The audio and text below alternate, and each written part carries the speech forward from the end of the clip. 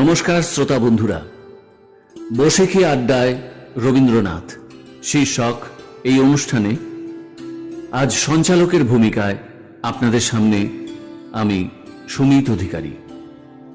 আধুনিক কবিদের কবিতা ও রবীন্দ্র তথ্য এবং কবিগুরুর গান নিয়ে আমাদের আজকের এই প্রয়াস। অনুষ্ঠানটিকে দুটি পর্বে ভাগ করা হয়েছে। এটি প্রথম পর্ব। বিশিষ্ট শ্রদ্ধেয় ব্যক্তিত্বরা যাদের আজ আমরা কাছে পেয়েছি, জগন্নাথ বসু, শুভ দাশগুপ্ত, উৎপল কুণ্ডু ও শঙ্কর চক্রবর্তী। বরানগর প্রতিশ্রুতির পক্ষ থেকে সকল শিল্পীদের ও শ্রোতা বন্ধুদের অভিনন্দন। শুরু হোক বসে কি আড্ডায় রবীন্দ্রনাথ।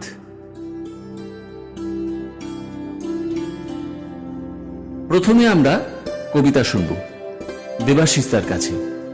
দেবাশিস ঘোষ। প্রণম। কবি দীনেশ দাস। দেখেছি তোমার নামে সবার প্রথমে, শ্রাবণে ধানের শীষে দুধটুকু জমে। তোমারই তো নামে বৈশাখে আখের খেতে যত মধু নামে। তবুও হাজার হাতে হাওয়া দেয় ডাক, কোথাও মাটির স্বপ্নে শিলীভূত 25শে বৈশাখ। কোথাও আকাশে বাদে সোনার সরব, 25শে বৈশাখী ভোর গোলে হয় গিন্নি সোনার। তুমি তো বনস্পতি, তোমার পায়েতে থরে থরে অজস্র শব্দের রং কৃষ্ণচূড়ার মতো ঝরে। তুমি এক অবাক মৌচাক, কথাগুলি চারপাশে ঘুরে যেন গুনগুন সুর এক ঝাঁক। তোমার ছন্দের নদী জমা হতো যদি পৃথিবীতে হতো মহাসমুদ্র বলয়।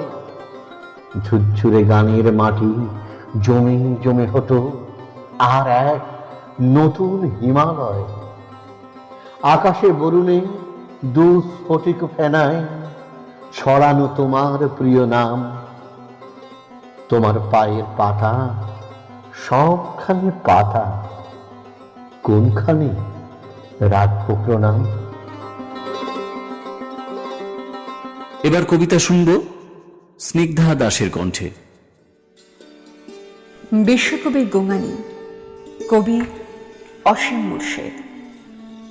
লাল মাটির পথে পথে ঘুরে ঘুরে ক্লান্ত আমি ঘুমিয়ে পড়েছিলাম ছাতিম তলায়। ঘুমিয়ে ঘুমিয়ে আশ্চর্য সুন্দর স্বপ্ন দেখলাম।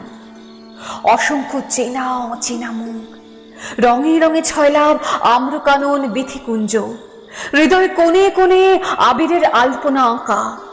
রোমাঞ্চিত আমি, উল্লাসিত। হঠাৎ হঠাৎ শুনতে পাই দূরে কোথাও গুয়ানির শব্দ। শব্দের সূত্র ধরে এগিয়ে যায় আটখানা চাঁদের আধো আলোয় দেখি উদয়নী লোহার গেটের সামনে কে যেন হাপুস নয়নে কাঁদছে। আমি ভয় পাই, তবু চারপাশে শূন্যতাকে উপেক্ষা করে আমি আরো কাছে যাই। দেখি দেখি দেখি এক মুন্ডহীন ধর উদয়নে গেট আঁকড়ে বসে আছে, আর খানিক দূরে এক ধরহীন মুন্ডু থেকে শোনা যায় বিশ্বকবির গোঙানি। আমার ঘুম ভেঙে যায়। পৃথিবীর বুকে শুয়ে শুয়ে শুনি রাত শেষে কুকুরের কান্না, কাকের চিৎকার, আর বহুদূর থেকে শোনা যায় শান্ত বনানীতে অশান্ত পদচারণা। তারপর ভোর হলো। কোকিলের কুহুতানে নয়, পুলিশের বুটের শব্দে, শিশিরে ফিসফিসানিতে আজ কোনো গান নেই। আছে শুধু সনিগ্ধ চাহনি আর লজ্জানত কিছু মানুষের মুখ। রোদ উঠল। হাজার ভিড়ের মাঝে বিশ্বকবি নীরবে দাঁড়িয়ে বিবর্ণ, নিরলঙ্কিত। চোখে তার থমকে থাকা অভিমান আর অবমাননার গ্লানি। যেন রক্ত দিয়ে গড়া প্রাঙ্গনাজ কলঙ্কিত, পাপ বিদ্ধ। শান্তিনিকেতন এখন এক কংক্রিটের জঙ্গল, উচ্চবিত্ত বাঙালিদের সাপ্তাহিক রিসর্ট, বিশ্বজনিতা আজ নিঃশ্বসিত, সাত সকলের সঙ্গমে পরিবর্তে এখন তা পানা পুকুর। বিশ্বভারতী এখন ইউনিভার্সিটি অফ বোলপুর মাত্র। আবার কপালে ঘাম জমে, চোখে নামে বৃষ্টি। কাল রাতে বিশ্বকবি ধর্মুণ্ডের হাহাকার এখনো আমার কানে বাজে। সেই হাহাকারে ছিল সর্বহারা কবির করুণ আত্মনিবেদন। নিথর নীরবে দাঁড়িয়ে থাকা কবি মূর্তির দিকে তাকিয়ে বলে, ছাতিম গাছের তলে আর ঘুমিও না কবি, জেগে থাকো সারা রাত। না হলে ওরা গোপনে শীত কেটে তোমাকেও নিয়ে যাবে দেওয়ালির পারে, যেখানে ওরা তোমার নোবেল পদক লুকিয়ে রেখেছে। নিবেদিতা ঘোষ, কণ্ঠে কবিতা। আমি একটি সংগৃহীত কবিতা বলতে চাই। কবিতার নাম আমার 25শে বৈশাখ। আমি তোমার পুজোয় পাইনি ডাক, রবি ঠাকুর 25শে বৈশাখ। বসে আছি একলা ঘরের কোণে, যাইনি ভোরে নন্দন প্রাঙ্গণে। একটু দূরে দাঁড়িয়ে তুমি একা, মূর্তি তোমার ফুলে মালায় ঢাকা। কত মানুষ, কত রকম মন, কত আবেগ, কত সমর্পণ। বুকে যাদের তোমার ছবি আঁকা, নিজের মতো করে সবার খুব গোপনে রাখা। কত রকম কথার কলরব, কত রকম কবিতা সম্ভব। গানে গানে বন্ধন যায় টুটে, বৈশাখের পত্র কুটে। তোমার চৈত্র দিনে শালের বন কোথায়, এ যে সাজানো প্রাঙ্গণ। কত রকম স্তুতি এবং স্তব, তোমার জন্মদিনের মহোৎসব। যাইনি, আছি একলা আপন মনে, তোমার কথা গানের সম্মোহনে। একটি ধূপের শিখায় আঁকা ছবি, তোমার মুক্তি কবি।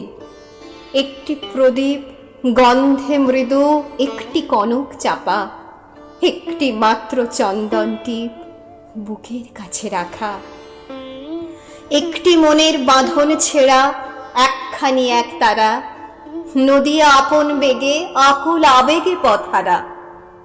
তুমি আমার একার সঙ্গপন, তুমি আমার নিভৃত সেই জন, যে জন আছে মাঝখানি ঠিক মাঝে, অরূপ বিনা হয়ে যে জন খুব নীরবে বাজে। সেই নিবিড়ে নির্জনতায় তোমাকে সৃজন, একটি জন্মের মধ্যে পাওয়া সকল বিশ্বজন। সেই তো আমার তোমার দিকে চাওয়া, প্রাণে আমার স্নিগ্ধ তোমার পরশটুকু পাওয়া। সেই তো তোমার জন্মদিনের ডাক, সে তো আমার 25শে বৈশাখ। ছুঁয়ে আছি সঞ্চয়িতার পাতা, তোমার চরণ ধুলার পরে একটি প্রণাম রাখা। এবার শুনবো জগন্নাথদার কাছে। জগন্নাথ বসু। আমি যে লেখাটি পড়বো সেটি আমার নিজেরই লেখা। আমি কোনো সময় একবার লিখেছিলাম আমার রবীন্দ্রনাথ বলে, সেইটার থেকেই তার নির্বাচিত অংশ তোমাকে শোনাচ্ছি। রবীন্দ্রনাথকে পছন্দ করার ক্ষেত্রে বাংলা মাধ্যম আর ইংলিশ মিডিয়ামের মধ্যে তফাৎ একটা হয়েই যায়। প্রয়োজনের খাতিরেই বলুন আর নাম্বার তোলার তাগিদেই বলুন, রবীন্দ্রনাথকে জানতেই হয় বাংলা মাধ্যমের ছাত্রছাত্রীদের, যেটা হয়তো সবসময় ইংলিশ মিডিয়ামের ক্ষেত্রে প্রযোজ্য নয়। একজন তো প্রতিবাদ করলেন, তিনি ইংলিশ মিডিয়ামে। আমার বাংলা মিডিয়ামের কলেজ বন্ধুদের চেয়ে আমি অনেক বেশি খোঁজ রাখি রবীন্দ্রনাথের। রবীন্দ্রনাথের বহু গান আমার কণ্ঠস্থ। বাংলা বা ইংরেজি মাধ্যমের ভেদরেখা টেনে কখনোই রবীন্দ্র ভক্তির নমুনা তুলে ধরা যায় না। আর আমি তো বলবো, রবীন্দ্রনাথকে যারা সিলেবাসের মধ্যে বন্দি রাখতে চায় তাদের কাছে রবীন্দ্রনাথ আর ম্যাথসের মধ্যে কোনো তফাৎ নেই। রবীন্দ্রনাথ আমাদের জীবনের সঙ্গে এমন ভাবে জড়িত যে যতদিন আমাদের জীবন থাকবে ততদিন রবীন্দ্রনাথ থাকবেন। বিশেষত রবীন্দ্রনাথ যা আমাদের বিভিন্ন ঘাত প্রতিঘাত থেকে বাঁচায়। উত্তেজনা হয় রবীন্দ্র গানে, আবার কান্নাও পায় রবীন্দ্রনাথের গানে। এই টালমাটাল সময় দাঁড়িয়ে রবীন্দ্রনাথের গান ও প্রবন্ধ আমার আশ্চর্য প্রাসঙ্গিক বলে মনে হয়। আজি হতে শতবর্ষ পরে কে তুমি পড়েছ বসে আমার কবিতাখানি কৌতূহল ভরে। আমি জানি না এই সংশয় কেন রবীন্দ্রনাথ প্রকাশ করেছিলেন। আমার অবাক লাগে, রবীন্দ্রনাথকে যারা সদর্পে অস্বীকার করেন তারাও আসলে পক্ষান্তরে রবীন্দ্রনাথকেই স্মরণ করেন। ঠিক যেমনটি ঘটেছিল কল্লোল যুগে। প্রতিটি যুগে অপেক্ষা করবে একজন সৃজনশীল শিল্পী, সাহিত্যিক, নাট্য নির্দেশক, গায়কের, যিনি রবীন্দ্রনাথকে পরিবেশন করবেন প্রথাবদ্ধতার পথে না গিয়ে। তবেই না রবীন্দ্রনাথকে পাওয়া যাবে নতুন করে, নতুন ভাবে।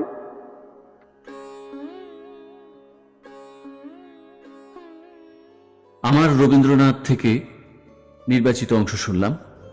এখন বিবেক সাহা দালাল, প্রসঙ্গ রবীন্দ্রনাথ। বিবেক, এটি তোমার মায়ের রচনা বলছিলে, তাই তো? শিউলি সাহা দালাল, ঠিক বলছি তো? শুরু করো। ঠাকুরবাড়ির অন্য অনেক ছেলেদের মতোই রবীন্দ্রনাথের শৈশব কেটেছে ভৃত্যদের মহলে, খানিকটা অনাদরে, খানিকটা অবহেলায়। ঠাকুরবাড়ির বাইরের বাড়িতে ভৃত্যদের শাসনে বন্দী এই শিশুর একমাত্র সঙ্গী ছিল সামনের খোলা জানলা দিয়ে দেখতে পাওয়া দৃশ্যমান জগৎ সংসার। এই বাইরের জগৎটিকে ছবির বইয়ের মতো দেখতে দেখতে দিন কাটত ওনার। একটু বড় হয়ে যখন কবিতা লিখতে শুরু করেছেন, তখন বাড়ির বারান্দা থেকে বা জানলার খড়খড়ি থেকে দেখা পুকুর, বট গাছ, নারকেল গাছ কিংবা ভেসে আসা আমের মুকুলের গন্ধ, রাস্তার শব্দ বা চিলের ডাক তার গল্প বা কবিতার বিষয় হয়েছে। রবীন্দ্রনাথের বলাই নামক ছোট গল্পটির কেন্দ্রীয় চরিত্র বলাই প্রকৃতির সঙ্গে একাত্ম। তাই কেউ গাছের ফুল তুললে, ঢিল মেরে আমলকি পারলে তার কান্না পায়। শিশু ভোলানাথ কাব্যে শিশু মনের কল্পনার রং রাঙিয়ে তিনি লিখেছেন, মা যদি তুই আকাশ হতিস, আমি চাপার গাছ, তোর সাথে মোর বিনি কথায় হতো কথার নাচ। প্রকৃতি রাজের কণ্ঠে পরের কবিতা। প্রকৃতি, তুমি কি শোনাবে? শিলাইদহের মেঘ, পৌলমী সেনগুপ্ত। শিলাইদহের মেঘ কখনো কখনো আসে বেড়াতে এখানে। ব্রিগেড মাঠের পাশে ছাতিম গাছের ডালে একা জবুথবু। বেলাইন ট্রাফিকের বেড়াজালে চাপা পড়া শহরের বুকে বাঁদুরের মতো মেঘ ঝুলে থাকে। তার মনে পড়ে চাই নদী। চোখে চোখ পড়ে গেলে তাকে বলি, যাও মেঘ, তাকে গিয়ে বলো, আকাশ দুধের স্বর, বাতাস চোখের বালি।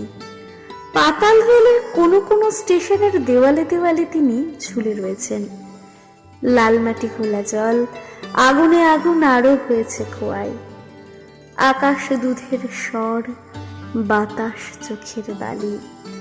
বিকেলের রোদে মেঘ, তুমি নিয়ে এসো অযাচিত কালো ঝড়, শহর ডোবাও।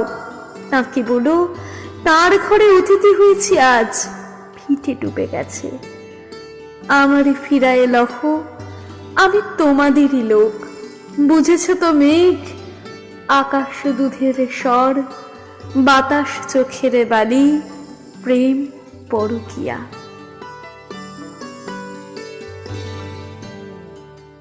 কবিতা কণ্ঠে দেবাশিস নন্দী। কবি শ্যামাপ্রসাদ ঘোষের কবিতা পাখি, নদী ও রবীন্দ্রনাথ।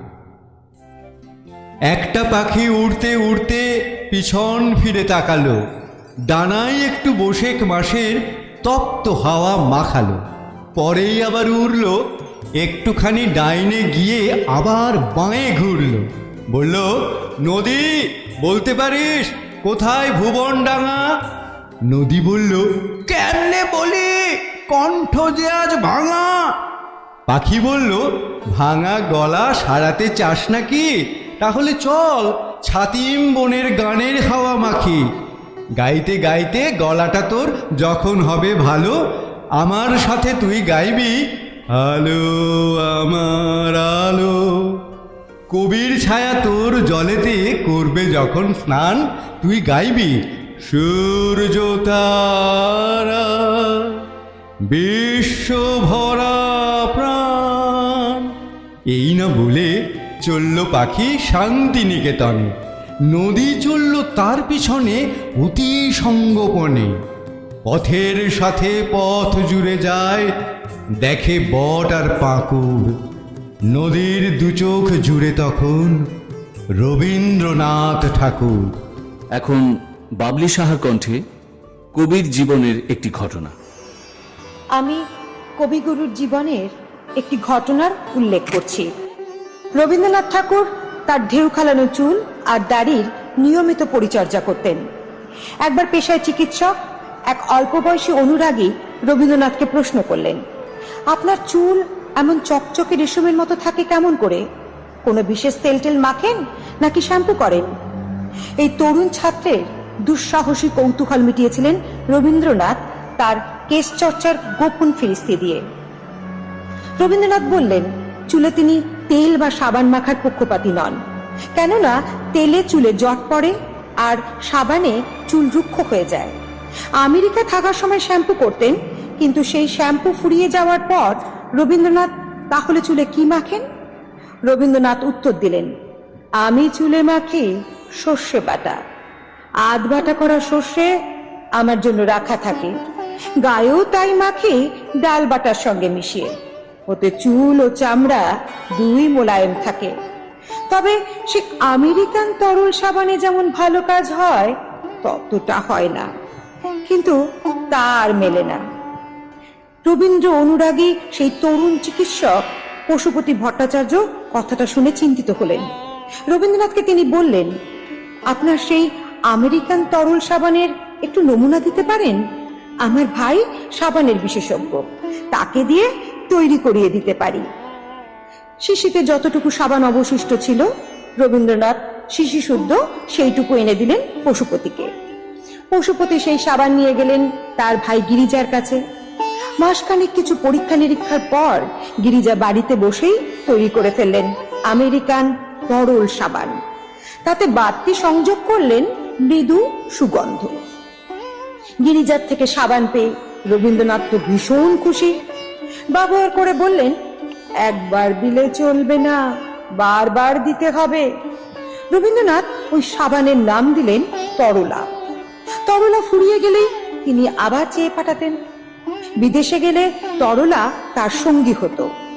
শুধু তাই নয়, শান্তিনিকেতনে একটি সাবান তৈরির কারখানাও চালু করতে চেয়েছিলেন রবীন্দ্রনাথ। বহুদিন পর্যন্ত তরলা ব্যবহার করেছেন নিজে। তবে শান্তিনিকেতনে তার স্বাদের সাবানের কারখানা আর গড়ে ওঠেনি।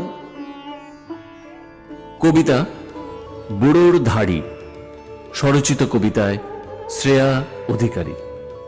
ও রবি ঠাকুর, তোমার ঘন পক্ক কেশে পাক ধরলেও যে তুমি একদিন রবি দাদু ডাকটায় অভ্যস্ত ছিলে, সেই তোমাকে আজ কবি বলে ডাকি। তবে তোমার ধাড়ির বয়স বাড়ছে, কিন্তু তুমি কবি দিন দিন বুড়ো থেকে ছুড়ো হয়ে যাচ্ছ যে। আমার প্রাণের পুরুষ, আমার নতুন আমিটাকে প্রতিনিয়ত স্বমহিমায় গড়ে তুলছ। তোমার ঘরের চৌহদ্দিতে দাঁড়িয়ে বুকের মধ্যে মোচড় লেগেছিল কবি। কেমন যেন ভীষণ চেনা সেই কোণ, সেই নিবিড় আড়ালে তোমার আমার গল্প করার এক অদ্ভুত আলিঙ্গন। মনে পড়েছিল তোমার ছন্দে বড় হয়ে ওঠার দিনগুলো, তোমার মায়ারসে স্বপ্নাবিল প্রেম, গন্ধ, পরশ। কবি, আজ দিনান্তে তোমার সেই ঘরেই আবার কড়া নাড়া। তুমি আছো তো কবি?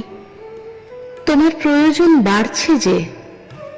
একাকী মনের সেই গুহায় তোমার জীবনচরিত আজও বাঁশি বাজায়। কেমন যেন ওই জুব্বাটার আড়াল থেকে দুটো হাত আমায় জড়িয়ে ধরে প্রশ্ন করে, জয় করে তবু ভয় কেন তোর যায় না? সে কথা থাক, বুঝলে? তুমি ভালো থাকো, বেঁচে থাকো। তোমার প্রতিটা স্পন্দন আমার জীবনের মুখরতা। তোমায় রেখে দিলাম কবি আমার অন্তরে, ইতি তোমার একনিষ্ঠ ধারী।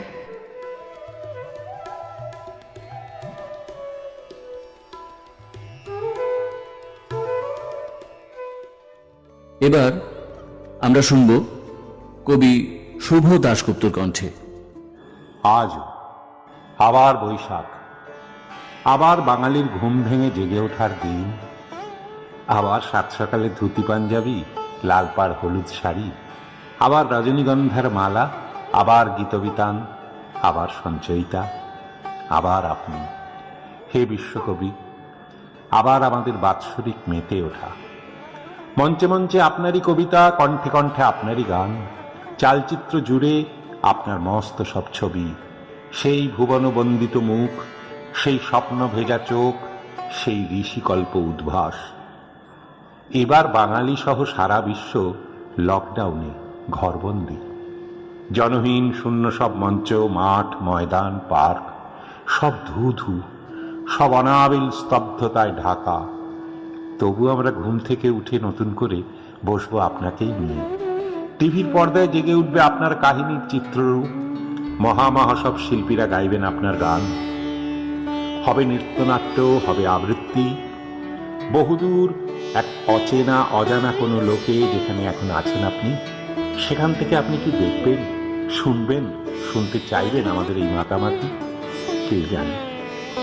আমাদের ঘরে ঘরে আলমারিতে কতকাল ধরে আপনি বন্দী, কতকাল আমরা খুলে দেখি না ছিন্নপত্র, জীবন স্মৃতি, সঙ্গীত চিন্তা, কিংবা গোরা চোখের বালি ঘরে বাইরে। কত যুগ আমরা আর পাতা উল্টে খুঁজি না অতিথির তারাপদ, ক্ষুদিত পাষাণের মেহেরালি, কিংবা ছুটির ফটিকদের। আমরা বদলে গেছি, আমূল বদলে গেছি, বদলে যাচ্ছি কবি, ক্রমশ পরিবর্তিত। এখন মঞ্চে ঝাঁকড়া চুল, মস্ত জগঝম্প গিটার, ড্রামস। এখন ছায়াছবিতে উত্তেজক ঘন দৃশ্য আর হত্যা, ধ্বংস। এখন সাহিত্যে দেহ, শরীর আর অন্ধকার। এখন ভাষার পৃথিবীতে বাংলা প্রায় অচল। এখন ভাবনার দুনিয়ায় রবি ঠাকুর এক প্রত্নজীব। এখন কল্পনারা ডানা মেলে হ্যারি পটারের উঠোনে। এখন বিশ্বভারতী, রবীন্দ্র ভারতী, সমস্ত প্রাঙ্গণে ক্ষমতা, রাষ্ট্র, পুলিশ আর মাতব্বরদের পদশব্দ। তবু বৈশাখ, তবু 25শে, তবু আপনি। লক্ষ লক্ষ মেকি আড়ম্বর আর হাজার হাজার বুদ্ধিহীন গড্ডল প্রবাহের পরেও আপনি পুরোটা হারিয়ে যাননি, যেতে পারেননি। যখন লকডাউনের ধ্বস্ত সন্ধ্যায় আলো কমে আসা ছাদের আলসেতে হাত রেখে আমার বৃদ্ধা মা গেয়ে ওঠেন, শুনতে পাই আরো আলো, আরো আলো, এই নয়নে প্রভু ঢালো। তখন বুঝি অনেক চেষ্টা, অনেক অনেক চক্রান্ত পরিকল্পনা করেও আপনাকে মুছে ফেলা যায়নি। আপনি আছেন আজও, এখনো এই বন্দি পৃথিবীর কোথাও না কোথাও আপনি আছেন, মুক্ত, স্বাধীন, এক অনন্ত বাতাসের মতো।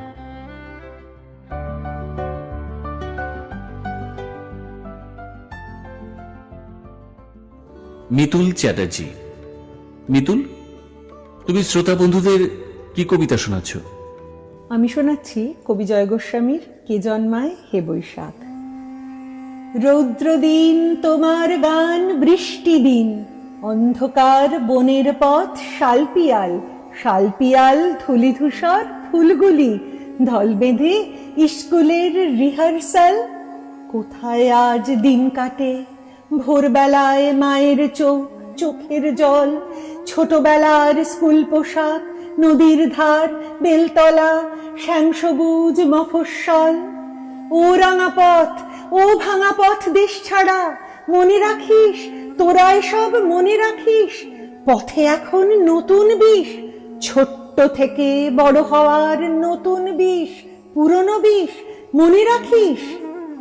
কেউ কি বিষ ধুইয়ে দেয়, রৌদ্র দিন বৃষ্টি দিন মুছিয়ে দেয়? একটি লোক ঘুরে বেড়ায়, মিলিয়ে যাওয়া এক বালক এই পথেই ঘুরে বেড়ায়, ধরে বাতাস হাওয়া মুঠোয় সে উড়ে যায়। সে উড়ে যায় পচা পুকুর, কলোনি মাঠ, রেল লাইন, খুন খারাপ মফস্বল। ঘরে ঘরে ছেঁড়া চটির টিউশনি, শ্যামলীদের মাধবীদের গান শেখা, লণ্ঠন আর মোমবাতির রাত জাগা, খোকন স্যার, স্বপন স্যার, স্বপ্নাদি সবার গায়ে ছড়িয়ে দেয় নিজের গান। সেই গানের রং লাগায় গরিব সব বাপ মায়ের চোখের জল, রৌদ্র পায়, বৃষ্টি পায়। রৌদ্র নিয়ে বৃষ্টি নিয়ে প্রতি বছর সবার চোখ আড়াল দিয়ে প্রতি বছর কে জন্মায়? হে বৈশাখ কে জন্মায়? হে বৈশাখ কে জন্মায়?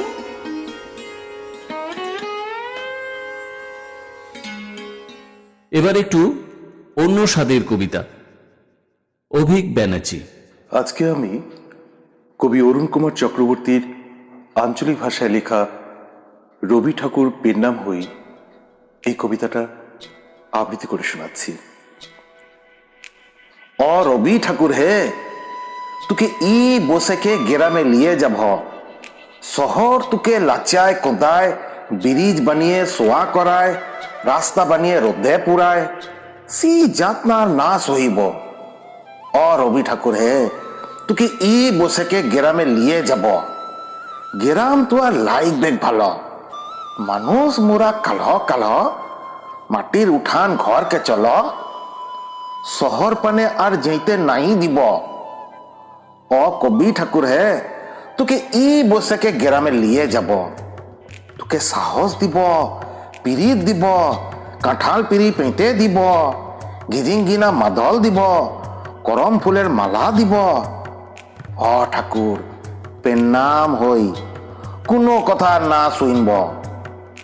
ও কবি ঠাকুর হে, তোকে ই বসেকে ঘরকে নিয়ে যাব।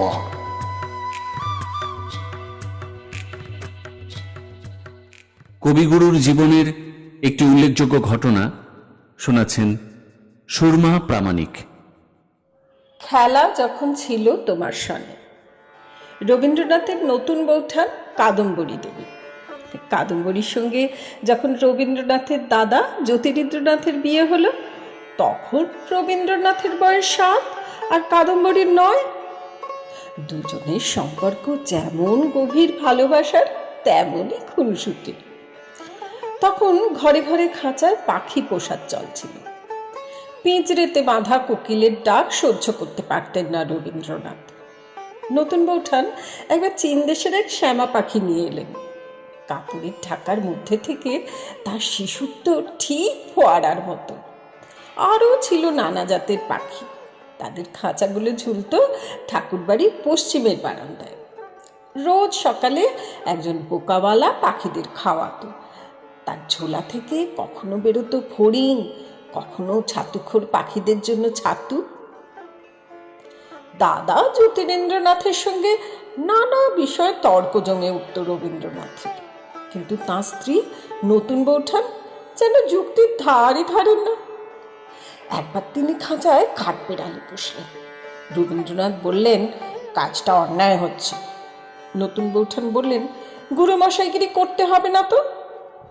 জবাবটা মনে ধরেনি রবীন্দ্রনাথের, কিন্তু রবীন্দ্রনাথের মন বুঝে লুকিয়ে খাঁচার কাঠবেড়ালি দুটিকে ঠিক ছেড়ে দিয়েছিলেন তার নতুন বৌঠান।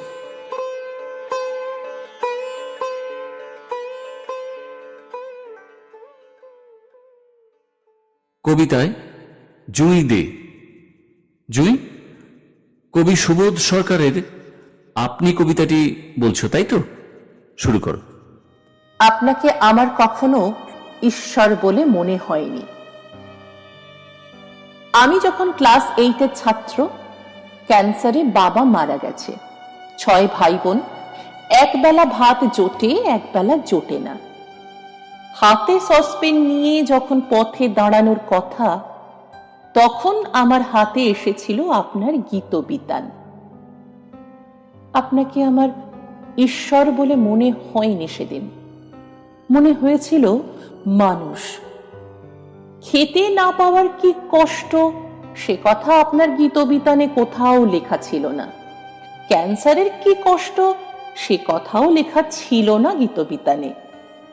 6 ভাই বোনের একজনকে ভিখিরি হতে হবে, একজনকে স্কুলে যেতে হবে, এই রকম অবস্থা যখন, তখন গীতবিতান কি দিতে পারে?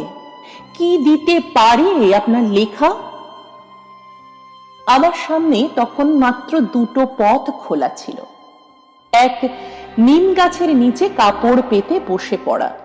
2, বন্দুকের নলই শক্তির উৎস, চীনের চেয়ারম্যান আমাদের চেয়ারম্যান। দুদিকে 2 দেয়ালে লেখা 2টো স্লোগানের মাঝামাঝি দাঁড়িয়ে পড়া।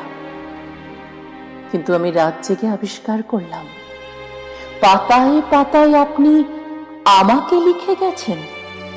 পাতায় পাতায় সে কি হাহাকার, পাতায় পাতায় কি কষ্ট, পাতায় পাতায় কি ছটপটানি, বিন্দু বিন্দু ঝরে জল। জল নয়, খিদে।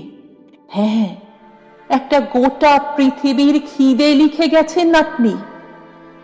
আপনাকে আমার ঈশ্বর মনে হয়নি কখনো, পাদ্রী মনে হয়নি। আপনাকে মনে হয়েছিল খেতে না পাওয়া, বাবা মরে যাওয়া অভুক্ত একটা ছেলে, যে কিনা কৃষ্ণনগরের স্কুলে এক বেঞ্চে আমার পাশে বসতো।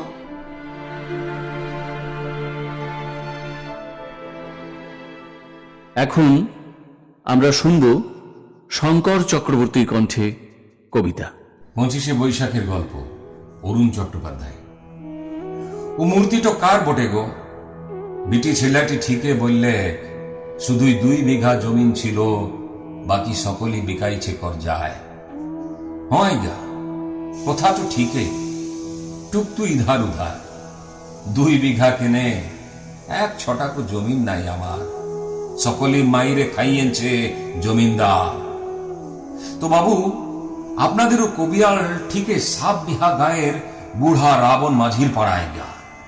সাদা পাড়া দাড়ি, লম্বা পাড়া চুল, তো কি নাম বটে গো কবিয়ালের? দমে লেখাপড়ি করেছেন লেজ্জাস। রাবণ খুড়া চাষির বেটায় গা, টাড়ের জমিন কোপাই চাষ করত। তো আজ্ঞা, ও কবিয়ালও চাষ করেছেন মনের জমিন না কি বাবু? ছোট মুহের উঁচা কথা মনে লিবেক নাই বাবু। রাবণ খুড়ার হাতে যদি দিতেন পুরা দুনিয়ার জমিন চষবার ভার, তো দেখতেন খেল ভরাই যেতে দুনিয়ার সকল ক্ষেত খামার। ও কবিয়াল যেমন ভাবের ফসলে ভরাই দিলেন গো এই দুনিয়ার সকল মানুষের মন। ভুল বললে মনে কিছু নেবেন নাই বাবু, দণ্ডবত।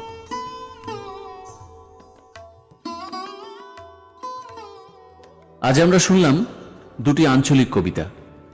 বেশ, এবার কবিতায় সুদীপ্তা চক্রবর্তী। বিশ্বকবিকে শ্রদ্ধা জানিয়ে আমার নিবেদনে কবি বুদ্ধদেব বসুর কবিতা রবীন্দ্রনাথের প্রতি। তোমারে স্মরণ করি আজ এই দারুণ দুর্দিনে, হে বন্ধু, হে প্রিয়তম, সভ্যতার শ্মশান শয্যায় সংক্রমিত মহামারী মানুষের মর্মে ও মজ্জায়।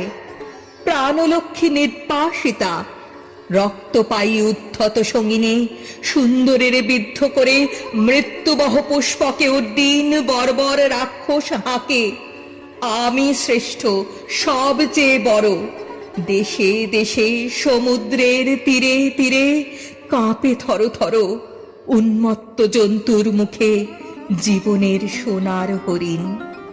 প্রাণরুদ্ধ, প্রাণ স্তব্ধ ভারতের স্নিগ্ধ উপকূলে লুব্ধ তার লালা ঝরে। এত দুঃখ, এ দুঃসহ ঘৃণা, এ নরক সহিতে কি পারিতাম? হে বন্ধু, যদি না লিপ্ত হতো রক্তে মোর, বিদ্ধ হতো গূঢ় মর্মমূলে তোমার অক্ষয় মন্ত্র। অন্তরে লোভিছে তব বাণী, তাই তো মানি না ভয়। জীবনেরই জয় হবে জানি, জীবনেরই জয় হবে জানি।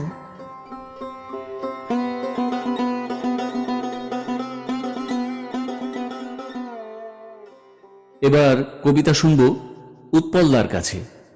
উৎপল কুণ্ডু। কবি বিষ্ণুদের কবিতা 25শে বৈশাখ।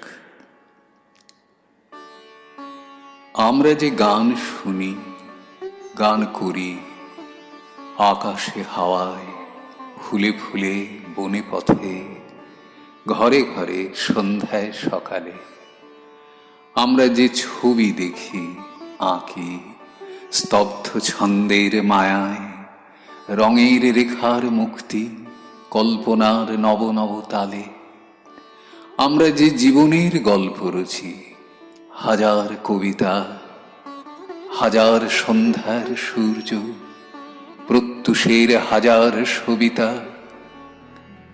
রবীন্দ্র ব্যবসা নয়, উত্তরাধিকার ভেঙে ভেঙে চিরস্থায়ী জটা জালে জাহ্নবীকে বাঁধি না, বরং আমরা প্রাণীর গঙ্গা খোলা রাখি। গানে গানে নেমে সমুদ্রের দিকে চলি, খুলে দিই রেখার রং, সদাই নূতন চিত্রে, গল্পে, কাব্যে, হাজার ছন্দের রুদ্ধ উৎস খুঁজে পাই, খরস্রোত নব আনন্দের। জঙ্গম সূর্যকে জানি আমাদের জঙ্গি প্রতিদিনে, অবিচ্ছিন্ন, মাসে মাসে, বর্ষে বর্ষে, যুগ যুগ বেপে। প্রতিটি উষায়, রাত্রে, মধ্যাহ্নের বটে, দগ্ধ তৃণে, গলা পিচে বৈশাখীর ভবিষ্যতে ঝড়ে মেতে ক্ষেপে। প্রতিটি সূর্যাস্তে আর সূর্যোদয়ে, চৈতালি নিদাঘে, আষাঢ়ে শ্রাবণে আর আশ্বিনে অঘ্রাণে হিম মাঘে। আমরা তো জানি তুমি আকস্মিক গরম বাজারে রুদ্ধ গতি, তাই গড়ি জীবনের ঝর্ণা, রচি কবি প্রাত্যহিক ফল্গু স্রোতে, লাখে লাখে, হাজারে হাজারে, সাগরে যে গঙ্গা আনি, সে তোমারই আনন্দ ভৈরবী।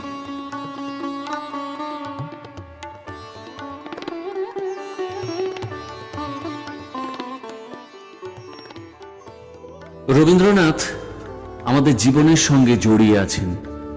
তাঁর সৃষ্টি আমাদের আগামী দিনের চলার পথের পাথেয়। রবীন্দ্রসঙ্গীতের সুরের আবহে আজ আমরা অনুষ্ঠান শেষ করব। রবীন্দ্রসঙ্গীতের সুরে কণ্ঠ দিয়েছেন কোয়েল দাশগুপ্ত। মনমন্দির সুন্দরী, মণি মঞ্জির গুঞ্জরী, মনমন্দির সুন্দরী, মনে মঞ্জির গুঞ্জরী, স্খলদন চলা চল চঞ্চলা, ওই মঞ্জুলা মঞ্জরী। মনমন্দির সুন্দরী, মনে মঞ্জির গুঞ্জরী, স্খলদন চলা চল চঞ্চলা, ওই মঞ্জুলা মঞ্জরী। মনমন্দির সুন্দরী, মনে মঞ্জির গুঞ্জরী, রসারুণ রাগ রঞ্জিতা, বঙ্কিম ভোর ভঞ্জিতা, রসারুণ রাগ রঞ্জিতা, বঙ্কিম ভোর ভঞ্জিতা। গোপন হাস্য কুটিল হাস্য, কপট কলহ গুঞ্জিতা। মনমন্দির সুন্দরী, মনে মঞ্জির গুঞ্জরী। সংকোচনত অঙ্গিনী, ভয় ভঙ্গুর ভঙ্গিনী, সংকোচনত অঙ্গিনী, ভয় ভঙ্গুর ভঙ্গিনী। চকিত চপল নবকুরঙ্গ, যৌবন বন রঙ্গিনী। মনমন্দির সুন্দরী, মনে মঞ্জির গুঞ্জরী। ওই স্খল ছল গুণ্ঠিতা, মধুকর ভর কণ্ঠিতা, লুব্ধ পবন ক্ষুব্ধ শোভন মল্লিকা অবলুণ্ঠিতা চুম্বন ধন বঞ্চিনী দুরূহ গর্ব মঞ্চিনী চুম্বন ধন বঞ্চিনী দুরূহ গর্ব মঞ্চিনী রুদ্ধ করক সঞ্চিত মধু কঠিন কনক কুঞ্জিনী মন মন্দির সুন্দরী মনে মঞ্জির গুঞ্জরী স্খলদন চলা চল চঞ্চলা ওই মঞ্জুলা মঞ্জরী মন মন্দির সুন্দরী মনে মঞ্জির গুঞ্জরী। আজকে আমাদের এই প্রয়াস আধুনিক কবিদের কবিতা নিয়ে বসে খেয়ে আড্ডায় রবীন্দ্রনাথ প্রথম পর্ব। আপনাদের কেমন লেগেছে জানাবেন। আজ আমরা এখানে শেষ করছি। পরবর্তী দ্বিতীয় পর্বের জন্য আমরা অপেক্ষা করব। কেমন? সঙ্গে থাকুন।